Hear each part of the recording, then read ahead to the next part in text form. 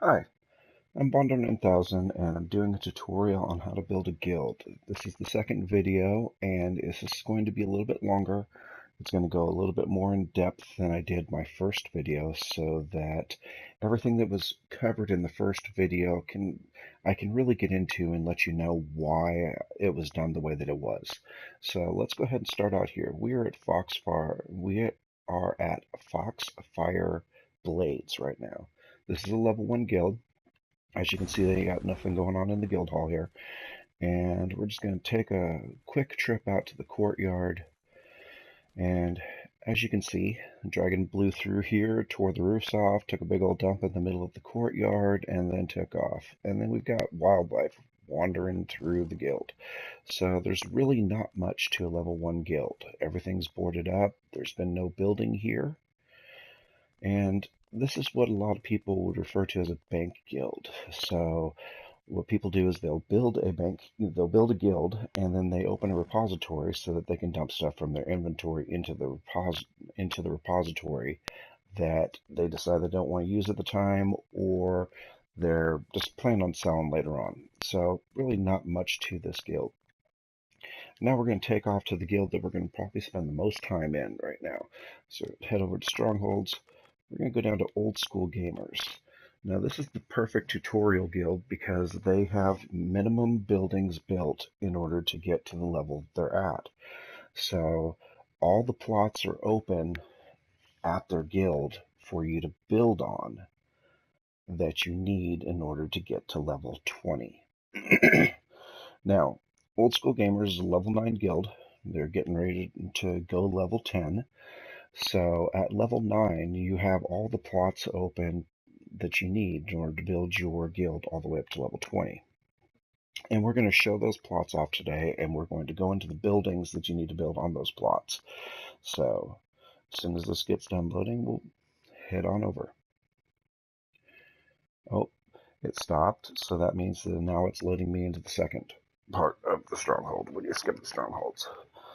So some of the things we're going to cover in this is how to do the diamonds on the market, where to go with your guild marks, and uh, when you want to and don't want to open your stronghold packs that have your shards in them.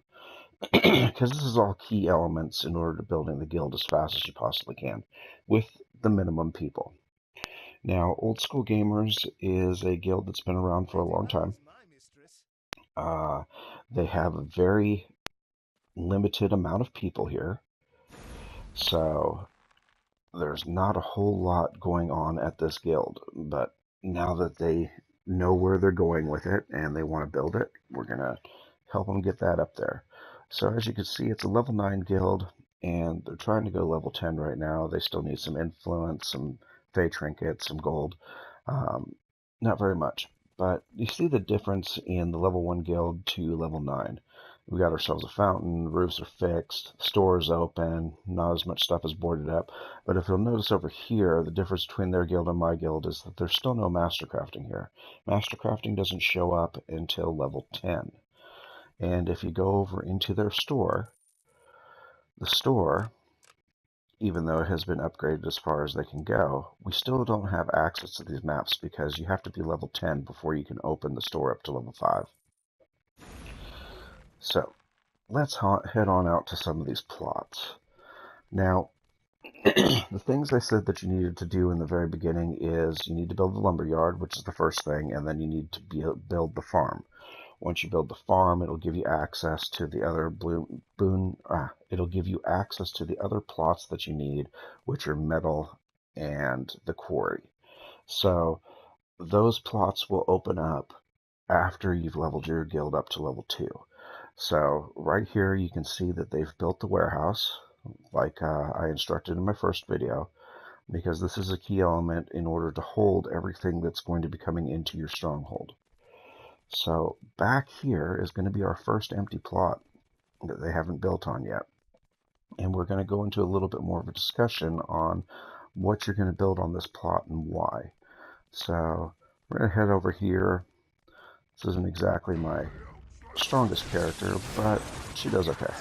So clear out the plot real quick and Once the plot is cleared, we can get into the signpost. Alright, so head over to the signpost. Now notice that we could build the smelter's yard, siege, smithy, so on and so forth. We're going to go down through here.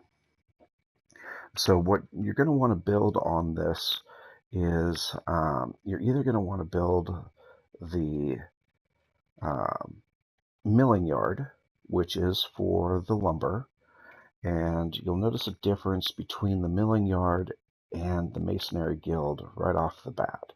So you notice the shards that are the little treasure chest right there. It only takes 1.78k in order to build this building. But if you look at the masonry guild right there, the shards that it's using are the heroic shards, and it takes 3.06 right off the bat. So by the time this gets to level 3, you're going to be using more shards to upgrade the masonry guild than you're using to upgrade your guild. So there is no... That's one of the reasons why I'm telling you not to build the Masonry Guild or the Animal Pen, because they're both the same way. If you build the Animal Pen, you can see it takes even more shards than the Masonry Guild. And that is taking the shards away from your boons that you could build later on. It's also going to take the shards away from your farm, and it's going to be taking the shards away from the upgrade of the guild hall and your lumberyard. So building the animal pen, unless you've got a very high amount of these shards coming in, it's not a good idea. And the adventurer shards are the hardest shards to get in the game. The quests from the guild only give you 20 a day.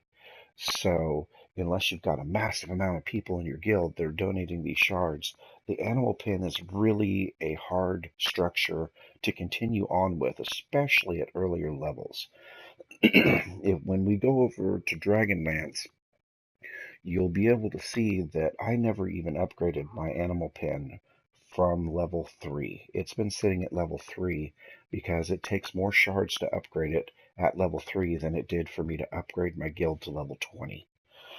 So, the two plots, or the two buildings that you want to build in these plots is the smelter yard and the milling yard. Those are the two buildings that you're going to want to build in order to upgrade to level 20.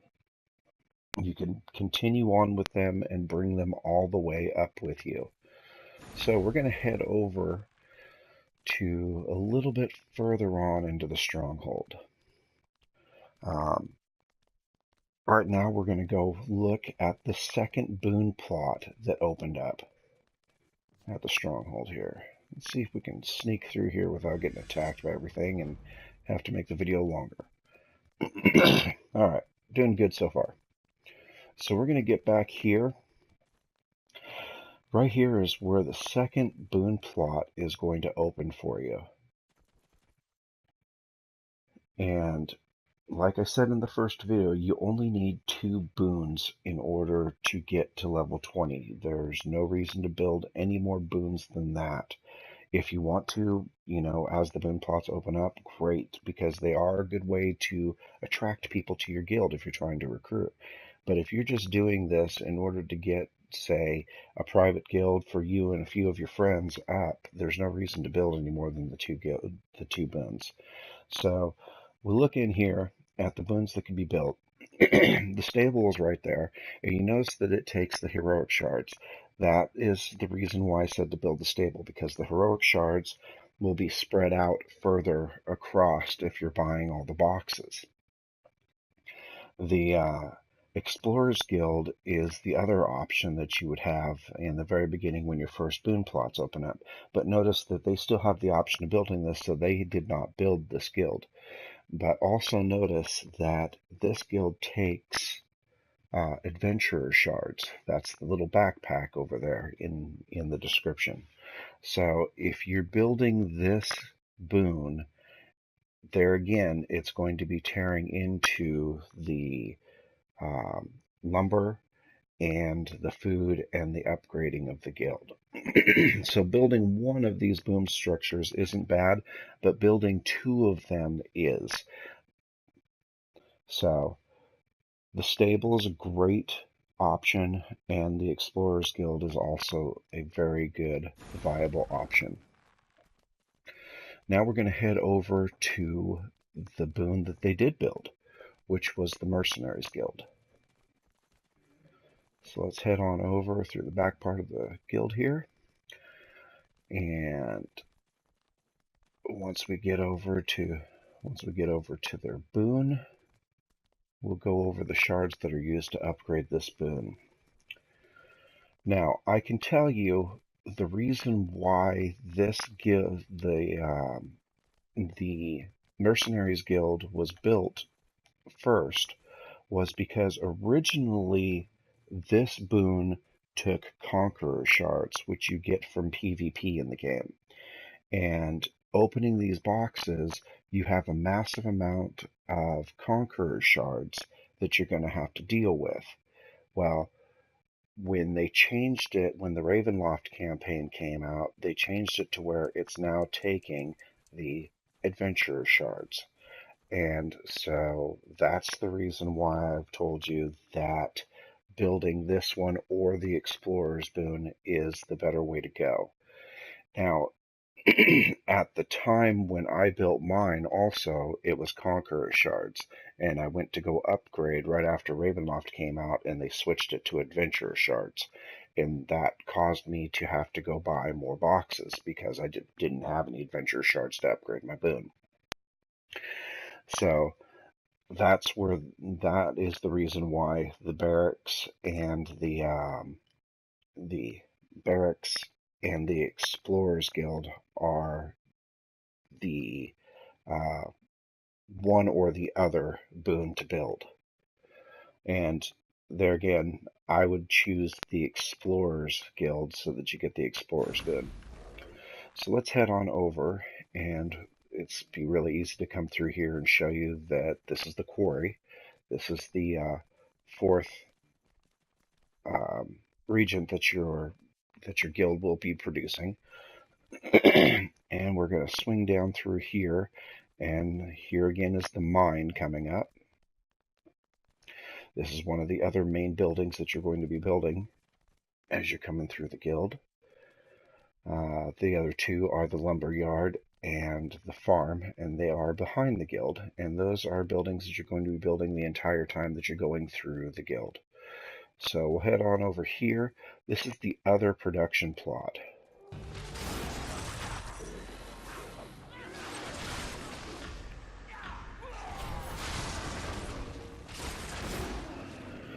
Alright, so we go on over here and we look at their sign here, and you can see that this is the same one that I showed you earlier. It gives you an option for the animal pen, it gives you the Masonry's Guild milling yard. So here again, whichever one you didn't build, which was either the milling yard or the smelter yard, is what you're going to build here. So that will give you another building that you're going to be using in the process to take your guild up to level 20. And then let's head on over here, and you can also see that in this area they have not built a farm like I had over at my guild, or a warehouse or anything here. So I'm going to swing on over in here, and awesome, there's nothing I have to attack. So come over here, you see this gives you the option of the mine, the quarry, another warehouse, another lumber yard, another farm. Now, I built the farm here, but my suggestion is that you're going to build a quarry here, because the quarry later on, after you reach about level 14, is going to be the stone is going to be a little bit harder to come by. So, oh, I'm getting attacked. So let's get out of here. Alright, so that goes over all the buildings that you need in order to get to level 20. And we're going to swing back over into the back of the guild here, and we're going to go over the guild construction list so that you can see what you need as you go up in the levels. Over here, of course, is your farm. I showed that off in the first video. And then we're going to get back into the back of the guild here. And right here, you can see that they have a goldsmith trader up, and they have a recruiter up. The recruiter is a good way to get influence. You see how it's generating influence every minute for 8 hours. So you're going to want to tend this like it's one of your regular buildings. And you could start making this building after you reach level 6, once you've got your warehouse in and your guild can hold more stuff in the coffers. And the same thing with these buildings here, the gold trader, the atelier, all those buildings can be built after level 6 so that you can get in and start purchasing stuff from these buildings. But since this is a lower level guild, you can see that this requires a guild hall of rank 10 or higher to be able to purchase that. And this requires a guild hall of rank 14 or higher in order to purchase that. So this stuff up in here is not going to be available. This stuff down in here, on the other hand, is if you've got a master crafter and you've got the regions to build it, you can purchase this stuff from the back of your guild hall once you build these buildings. And they only take the regions that your guild hall is already producing. So it's going to take food, lumber, rock, and metal in order to build those buildings. So as long as you're coming in and you're tending your guild every day at about 8 hours is when the things fill up. So as long as you're coming in and you're tending it all the time, you should be able to build those about once a week to once every week and a half, depending on how fast your stuff is recovering. So here again is the store. We're going to head over here to their guild hall, their stronghold. And we're going to look and see what it takes in order to upgrade. Now, at this point, this requires 7 other structures at rank 4. So that means that you have to rank up, say, your food, your metal. If you got to rank up those buildings in order to get to level. The way that it shows is that you got to do it in order to get to rank 9. But actually, you don't. They've worded this very oddly, and so this is what I really wanted to go into. This says that it requires 7 other structures, whereas it doesn't actually require 7 other structures. It requires 6 other structures because your guild hall counts as one of those structures. And since your guild hall is always going to be higher, it actually only takes 6 other structures. So all the way down, go all the way down to the bottom here. You can see that at rank 19 it says that it takes 12 other structures. It actually only takes 11 because your guild hall counts as one of those structures. So what they should really do is take out the other in that phrase so that it just says 12 structures at. So let's go over here to the evens and odds. Now notice that they made rank 9 and they're going to rank 10. Well, over here at rank 11, it says that it requires 8 other structures at rank 5. So there again, it actually only takes 7 other structures. But in order to meet the requirements for rank 11, all you have to do is get to rank 10. Once you get to rank 10 and you fill this stuff into your coffers, you can upgrade from rank 10 to rank 11 without having to upgrade anything else. The requirements actually are required in order to upgrade to the even numbers. So you can reach rank 11 without doing the 8 other structures. But in order to go to rank 12, you have to meet the requirements of rank 11. So next is the maps over here. So we're going to go into these maps a little bit deeper. Oops. So let's go on over to the scroll cases. So when you're purchasing these with your guild marks, you notice it's going to be the concentrated residium, gold, slack lime, and then all these lower cases right here, these are regents that you're using in master crafting, and that's one of the reasons why they sell so well on the market, is because you just put them up for a cheap price and the master crafters are coming through and they're blowing through this stuff like mad. So you can take the stuff from these cases and just put it straight up on the market. The two best cases that sell are, of course, the Explorer's case for caverns and for hot now. Those two sell like mad cakes because there's a lot of gold involved in master crafting.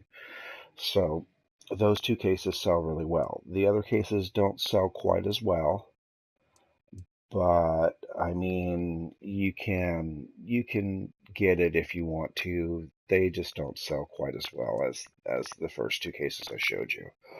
Now, once you get into master crafting, level 1 master crafting is all you need in order to start building and start using the buildings that are the temporary structures at the back of the guild hall. So if you start doing master crafting and you're doing it just to make diamonds, there's no point in going in master crafting up past level 1, because you're going to make the most diamonds selling the low level regents in the market as opposed to the high level weapons and armor and stuff like that. Because the further on you get in master crafting, the harder it is to make the stuff and the more chance you have of failures. So if you can just purchase the low-level regents from the back of the guild hall, you're going to make the most out of your guild marks into diamonds. So, next thing we're going to cover is the shards of power. So we're going to head over here and just stand next to the coffer for a minute, and we're going to go into the Zen market. We're going to head on down to strongholds. We're going to go over to the chest of power again just to show you again. This is the thing that you're purchasing off of the market. You're going to want to wait till this goes on sale or you have a coupon for it, and then make your purchases of them. It took me about 1,500 of these boxes in order to upgrade my guild to level 20. So that's all the way through. You know, it didn't take me 1,500 boxes for level 20. It took me 1,500 boxes for building the entire guild. So, you can purchase them. I was doing it at about 500 boxes a chunk. That way it gives me enough shards in my inventory to last me until the next sale is coming out. So that will make it a little bit less daunting for you and show you what's going on here. So those are the boxes of power that you're going to be purchasing. You're going to only open those during the special events.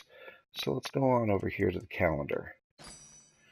Load that calendar up. And it's not showing it. Oh, yeah, it is. Okay, so notice that we just got out of an event that was double shards of power, double guild marks, double influence, guild costs reduced. That was the perfect event to be doing this at. So when you open these boxes, you get double the shards out of those boxes. So instead of 100, if you were to open them during a normal day, you are actually getting 200 out of each box. So save those boxes to open them up during double shards of power. And then you're going to want to spend those at a double guild marks or the guild marks discounted. So that's when you're going to put those into your coffers for your guild marks. But if you're trying to do this really fast, that is not a requirement, because you're still going to be making massive amounts of guild marks off of this stuff. That just gives you double the amount of guild marks off of the stuff, which also makes it a little bit harder to spend all of your guild marks and donate everything that you have in your inventory during that event. I still have about I would say 30,000 shards sitting in my inventory after this event was over because I just couldn't spend enough guild marks in order to be able to put everything into the coffers. So that is a thing when you start building your guild. So you just go down through here, and the double seals events are great for opening your bags that you're getting from quartermasters. that will give you double the enchantments out of those bags. So keep that in mind if you're trying to build, if you're trying to get your gems from your quartermaster bags. Let's see if there's anything else coming up so that it makes it an easy one. Okay, over here you have the double currencies that are coming up. And it looks like Dreadring, Icewind Dale, Sharndar, and Tyranny of Dragons. It looks like all of those are going to double currencies. Now, when it comes to purchasing your certificates on the market, during these double events, sometimes it's actually cheaper just to get the Genie's gifts off the market and spend them at the designated areas. So, Icewind Dale, I bought a bunch of the Genie's gifts, and then I went over into Icewind Dale and filled all my characters up as far as they would go with frozen treasures, the stuff that you're getting from those campaigns. And it was cheaper than purchasing the certificates on the market. So keep that in mind during those events. And it looks like that's as far as the calendar goes. So it doesn't look like there's another double shards or double guild marks coming up on this calendar. So the events that you're looking for in order to purchase those boxes, it's 40% off sales. Those boxes are 180 a box during the 40% off sales. So keep that in mind if you're saving a bunch of your Zen. We're going to go over to the Astral Diamond Exchange. Now, this is the part of the video in the last one where I said guild marks instead of diamonds. Well, of course, you spend diamonds on the Astral Diamond Exchange. So you're going to be purchasing Zen with your diamonds on this exchange. And notice right now, there is no Zen for sale. So we're going to go over here and we're going to put in an order at 500. All right. And then we're going to put in an order for 5,000. Now, the reason why I say this is because you can't purchase any more than 5,000 at a time per order. But that doesn't mean that you can't put in more orders of 5,000. So you can stack up to, I believe, 5 orders sitting in the listings. So you can have 4 orders of 5,000 sitting there. So that's 25,000 Zen that you could purchase. Now, over here, it's showing that there's a requested amount at 500 each of 84,460. So what that means to you is the lower that number is, people are still purchasing Zen off of the computer and PSN. So what that means to you is as they're selling that, if you get your order in, wherever that number is right now, at 84,000. If I was to put my order in, that would jump up to 89,000. And then as the Zen came in, it fills those orders. So you don't have to worry about your Zen. It will eventually be there as long as you're putting in for a unit price of 500 when there's none for sale. All right. So the next thing we're going to go into is the trade house, and we're going to look at the stronghold stuff. So let's go over and look at the dark gifts again like we did before. So dark gifts right now are going for a little bit less than 20,000 a piece. And then the next one up is a little over 20,000 a piece. The best way to do this is to watch the market. You don't have to purchase all of this stuff at the same time. You just need to get enough in order to upgrade your guild. So what you're going to do is you're going to set yourself a price of saying, hey, I'm not going to pay over 19,000 for these certificates.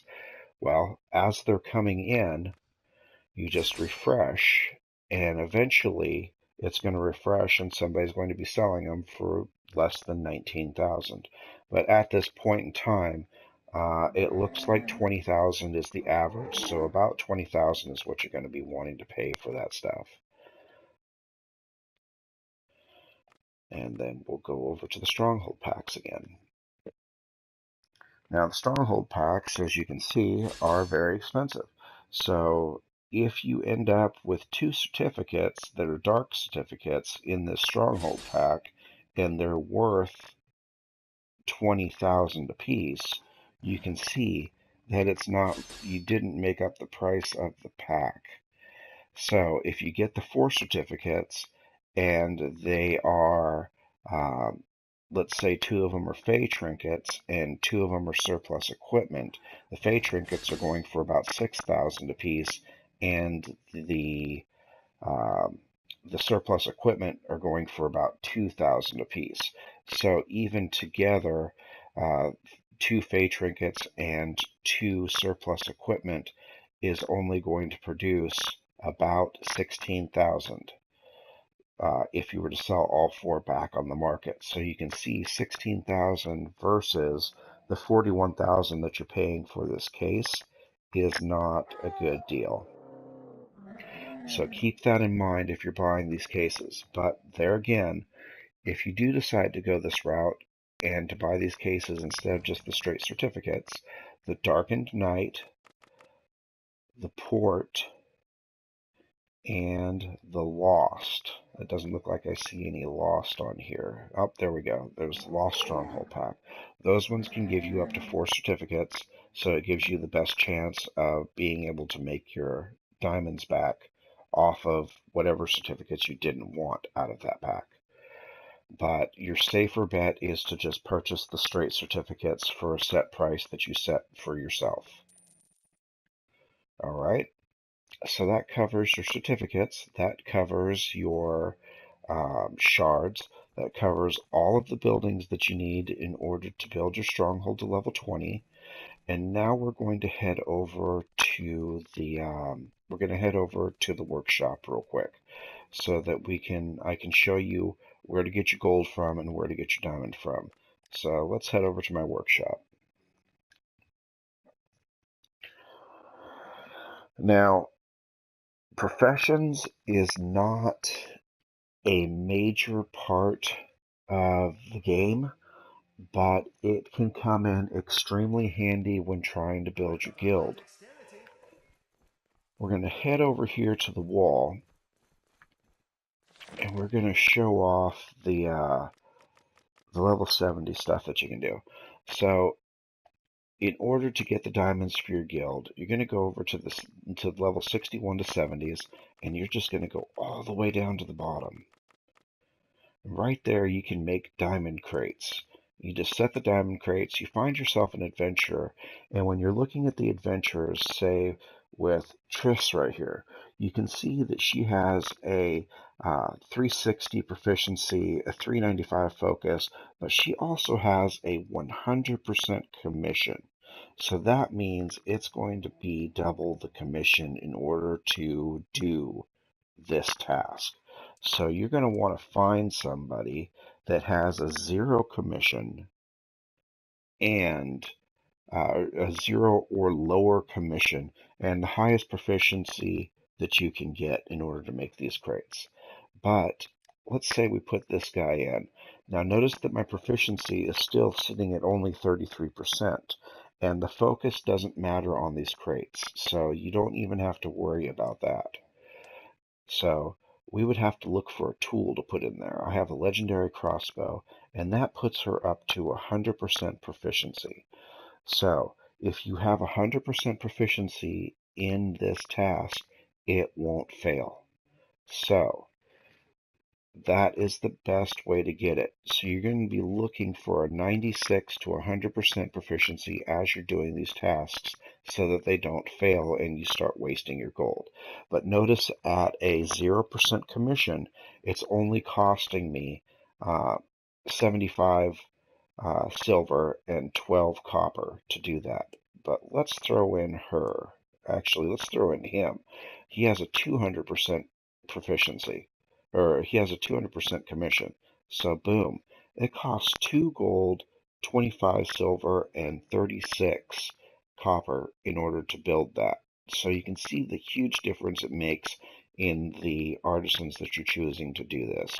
So let's get out of here. Next, we're going to show how to get gold.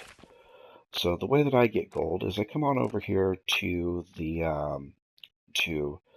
alchemy, and then I go up to level 30, and we go on down to the healing potions. And what I'll do is I'll do the healing potion, and I put in the stuff that I need. I'm out of still water at the moment, but I just moved that from another character that I have that's making it. And then I come over here and I choose the artisan that I want. She's got a 0% commission, 75, but she's got a minus 50. So there's another minus 50, there's another minus 50, there's a minus 25. So you're going to want to do these for the least amount of silver that it takes in order to do them.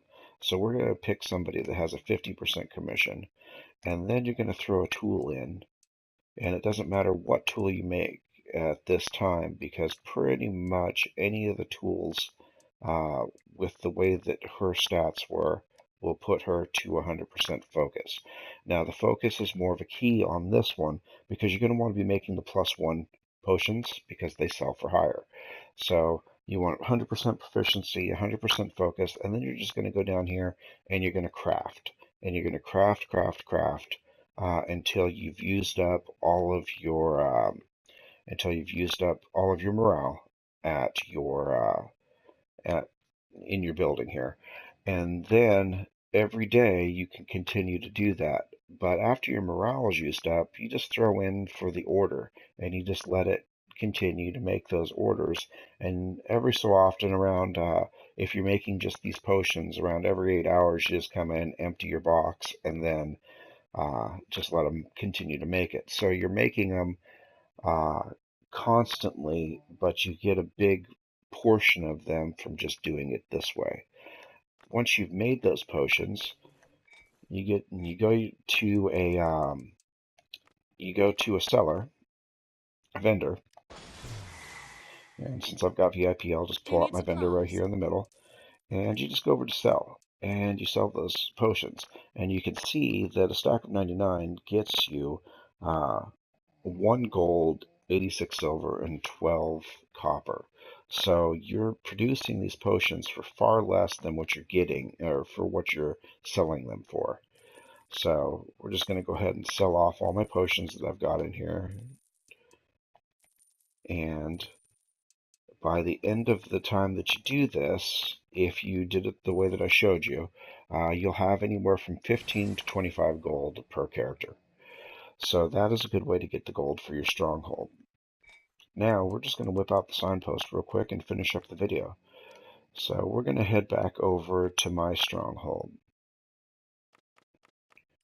Strongholds, your guild stronghold. So we're going to swing into my guild stronghold to finish up the video so that we can show you a couple of the other things that the other strongholds didn't have to make it a little easier for you to understand the entire scenario of building your guild up to level 20.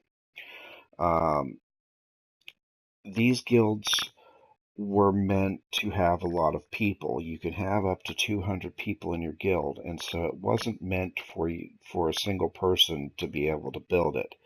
This tutorial is to show you that a single person can build it, and if you're determined enough, then it's not that hard to do. So we're going to head over here, and we're going to show that, you see how the Mastercraft professions are up. This is a good way to start making a few more diamonds off of your guild, is start your Mastercrafting, but if you want to continue making diamonds at it, there's no point in going up past level 1, because the higher you get in Mastercrafting, the more diamonds it's going to cost you to do it, and the harder it is to make your diamonds back from it. You're going to keep upgrading your store as one of your buildings, and rank 10 is the highest that your store can get,